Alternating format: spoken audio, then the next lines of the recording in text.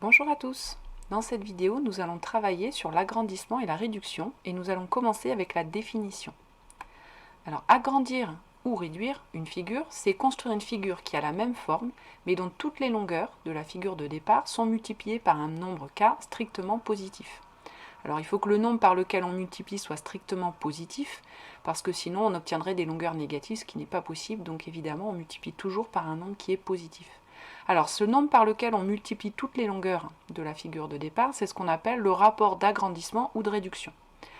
Pour le calculer, ce rapport, on fait toujours la longueur finale divisée par la longueur initiale. Ça, c'est à bien retenir. Alors, la longueur finale, c'est la longueur de la figure que l'on a à la fin, divisée par la longueur initiale, c'est-à-dire la longueur qui lui correspond, mais dans la figure de départ. Si ce résultat est plus grand que 1, donc si ce rapport K est plus grand que 1, dans ces cas-là, quand on va multiplier les longueurs, les résultats vont être plus grands. Donc il s'agit d'un agrandissement. Par contre, si le rapport est compris entre 0 et 1, dans ce cas-là, les valeurs vont être réduites, donc c'est une réduction. Et si le rapport est égal à 1, ça veut dire que la longueur finale est égale à la longueur initiale, donc dans ces cas-là, la figure n'a pas changé. Donc il faut bien retenir ici comment calculer le rapport d'agrandissement ou de réduction. On divise la longueur à la fin par la longueur de départ. Alors on va faire un premier exemple. Ici, j'ai un triangle ABC et je vais multiplier toutes les longueurs par 2 et j'obtiens le triangle ADE. Donc on voit que la longueur AE, c'est 2 fois la longueur AC. Donc là, le point C est au milieu du segment AE. La longueur AB est multipliée par 2 et on obtient la longueur AD. Donc B est au milieu des points A et D. Et puis pareil, la longueur DE, c'est 2 fois la longueur BC. Alors ce qu'on peut constater ici, c'est que comme le triangle ADE, c'est 2 fois finalement le triangle ABC, eh bien les longueurs de ces deux triangles, elles sont proportionnelles. Et vous vous rappelez, quand on a deux triangles qui ont leur longueur proportionnelle, dans ce cas-là, vos deux triangles sont semblables. Et ça va être important parce que ça va nous permettre un petit peu plus tard de voir certaines propriétés des agrandissements-réductions. Donc on voit que ici, le triangle ADE est un agrandissement du triangle ABC de rapport 2.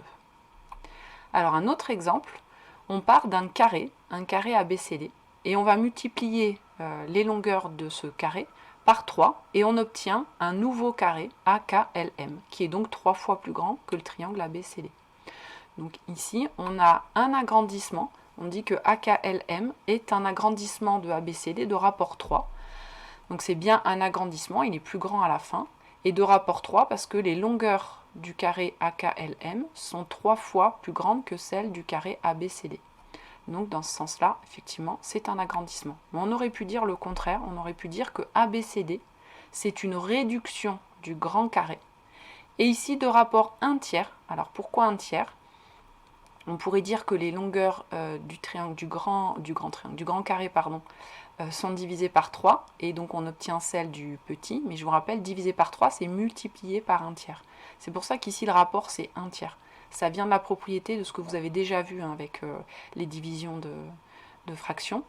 Divisé par un nombre, c'est multiplié par l'inverse. Donc en fait, divisé par 3, ça revient multiplié par 1 tiers. Donc quand on parle de rapport, c'est par combien on multiplie ici. Vous vous rappelez, dans la définition, c'est le nombre par lequel on multiplie les longueurs, pas par lesquelles on divise, par lesquelles on multiplie. Donc le rapport d'agrandissement, c'est 1 tiers. Voilà, cette vidéo est terminée.